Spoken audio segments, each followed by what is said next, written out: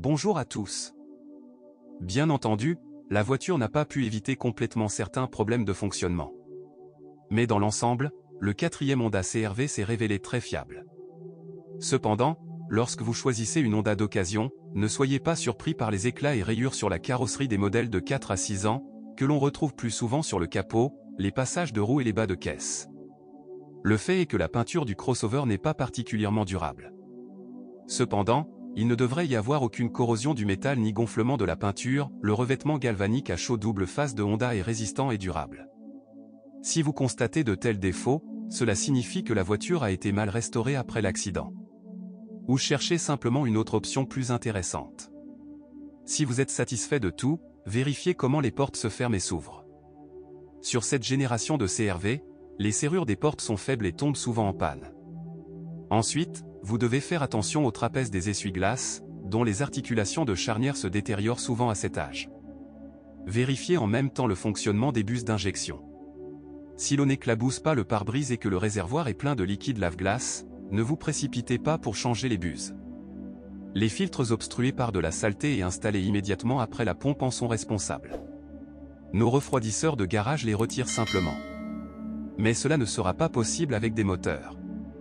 Les deux moteurs à essence installés sur le CR-V sont a priori fiables, mais ils sont extrêmement exigeants sur la qualité du carburant et de l'huile, et ils sont également très pointilleux sur le service. Les concessionnaires recommandent de remplacer le lubrifiant moteur tous les 10 000 km, voire plus souvent. Et ce n'est pas sans raison, les deux moteurs ont des segments de piston trop fins. Ils coquéfient très vite et, par conséquent, se couchent.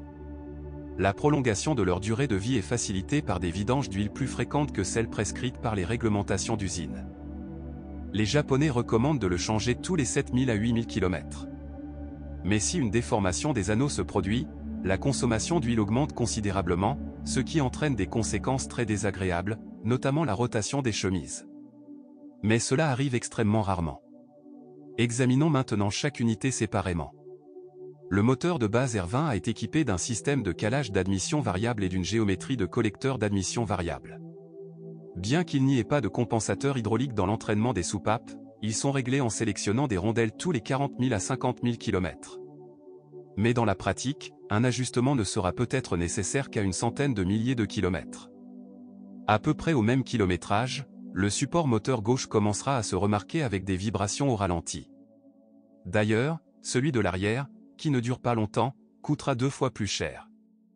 Non seulement les bougies d'allumage et les bobines d'allumage souffrent de notre essence de mauvaise qualité, mais également le neutralisant et les capteurs d'oxygène.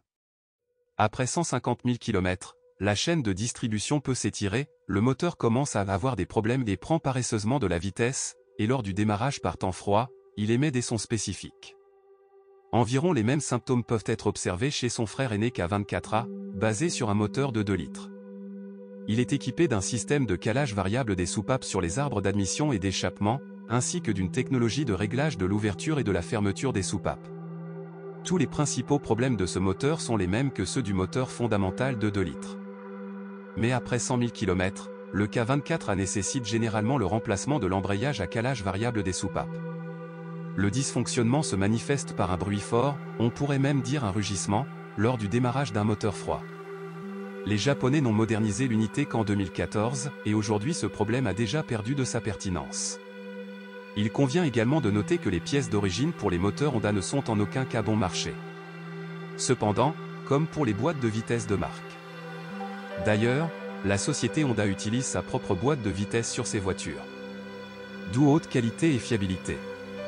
Il n'y a aucune plainte concernant la transmission manuelle à 6 vitesses, sauf que sur les voitures à kilométrage élevé, le levier de la boîte de vitesse manuelle se dessert avec le temps.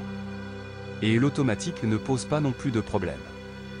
Il existe des cas de défaillance du convertisseur de couple ou du bloc de vannes hydrauliques. Toutefois, ces pannes ne sont pas généralisées. Pour prolonger la durée de vie de la boîte, il est recommandé de changer l'huile qu'elle contient ainsi que le filtre tous les 40 000 à 60 000 km. Il faut dire que de tels intervalles insignifiants augmentent en réalité la ressource de l'unité à 300 000 km et même plus. Les Japonais adhèrent à des recommandations similaires concernant la transmission manuelle et la CVT, apparues sur le Honda CR-V depuis 2015. À propos, selon les réglementations exclusives de Honda, les fluides spéciaux des deux boîtes de vitesse et de l'embrayage doivent être remplacés tous les 40 000 km. C'est en général la fiabilité légendaire des voitures de cette marque.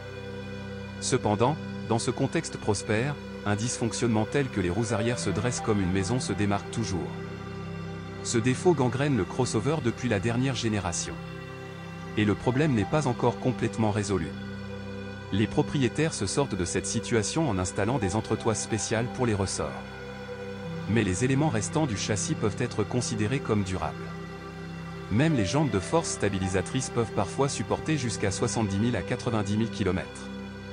Un petit plus est accordé au levier, rotule et cylindres.